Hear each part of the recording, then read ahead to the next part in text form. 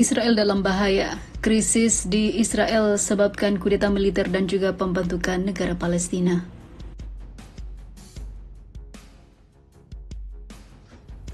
Are the consequences of Gorbachev's policies of the dismantling of the Soviet Union. The two wars with Chechnya in the 2000s, the war with Georgia in 2008.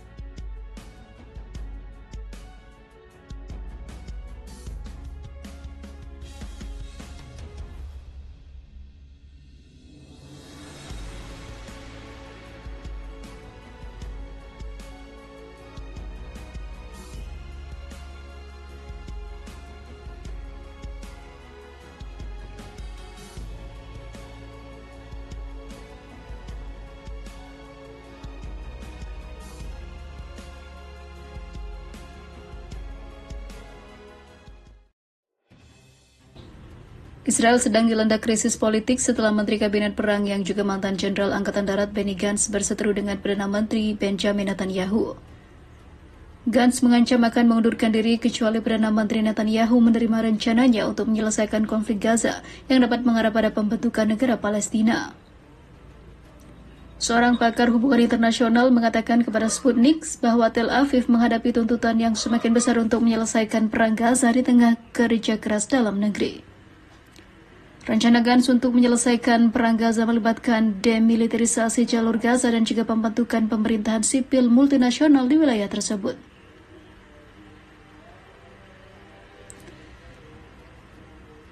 Gantz menetapkan batas waktu rencana ini pada 8 Juni. Netanyahu menyatakan bahwa menyetujui tuntutan tersebut akan mengakibatkan kekalahan bagi Israel dan pembentukan negara Palestina. Mengomentari perkembangan ini, pakar hubungan internasional yang berbasis di Tel Aviv mengatakan bahwa rencana Gantz, jika diadopsi, pada akhirnya akan menghasilkan pembentukan negara Palestina, sesuatu yang diterang ataupun ditentang keras oleh faksi Zionis yang saat ini mengendalikan pemerintahan Israel. Netanyahu kemudian mendapati dirinya dalam kesulitan karena memberikan konsesi kepada Gantz dan Menteri Pertahanan Yoav Gallant yang sebelumnya mendesak Netanyahu untuk menyatakan bahwa Israel tidak memiliki niat untuk membangun kendali militer atas Gaza, akan menyebabkan pemimpin Zionis seperti Bezalel Smotrich dan juga Itamar Ben-Gvir menarik dari diri koalisi pemerintahan dan sebaliknya. Ini jelas merupakan krisis terbesar dalam sejarah Israel, dengan alasan bahwa pemerintah Israel kini berada di ambang kehancuran. Dia juga menyoroti aspek lain dari masalah ini, yaitu Gantz dan Gallant adalah mantan jenderal Israel. Mungkin ada risiko kudeta militer, karena jika Gantz dan Gallant, mereka adalah mantan jenderal dan mantan kepala staf umum, memutuskan untuk merebut kekuasaan dan memanggil mantan rekan mereka, maka tindakan ini berarti kudeta militer di Israel, penggulingan Netanyahu dengan meyakinkan dia untuk melepaskan kekuasaannya. Selain itu, menyetujui usulan Gantz juga akan menjadi masalah bagi Netanyahu karena Netanyahu kemungkinan besar akan menyerukan pemilu dini. Pemilu yang pasti akan membuat Netanyahu kalah jika tidak ada kecurangan yang terlibat, menurut pakar tersebut. Apakah dia memberikan konsesi kepada Gantz atau tidak, Netanyahu mungkin sedang menghadapi kehancuran pemerintahannya dan akhir karir politiknya. Mengenai kunjungan penasihat keamanan nasional Amerika Serikat Jake Sullivan ke Israel yang diperkirakan akan mengedepankan pembicaraan dengan Netanyahu, Sipis berpendapat bahwa Sullivan pada dasarnya mewakili kepentingan Partai Demokrat Amerika Serikat yang saat ini memegang kekuasaan.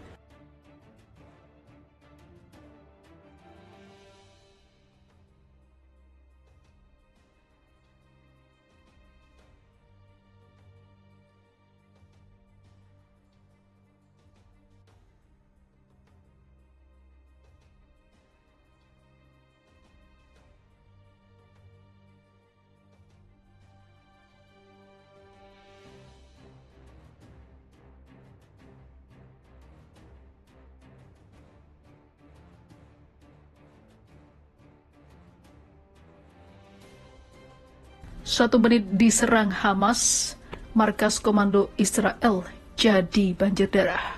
Puluhan tentaranya tewas dan terluka. Gerakan perlawanan Islam Palestina Hamas telah melancarkan kembali serangan mengejutkan ke sebuah markas komando Israel yang baru saja dibangun untuk menyerang Rafah, menyebabkan puluhan tentara Israel tewas dan terluka. Sayap militer Hamas, Brigade Al-Qassam, menyerang markas komando Israel yang baru didirikan di Karam Abu Shalem, di selatan wilayah pendudukan dan juga sekitarnya.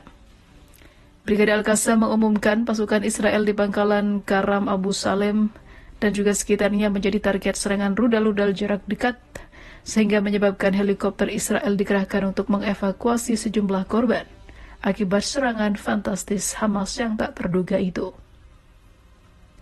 Media-media Israel yang disensor ketat menggambarkan operasi Hamas ke Karam Abu Shalem sangat penting dan berbahaya dan telah menyebabkan setidaknya 10 tentara Israel menjadi korban.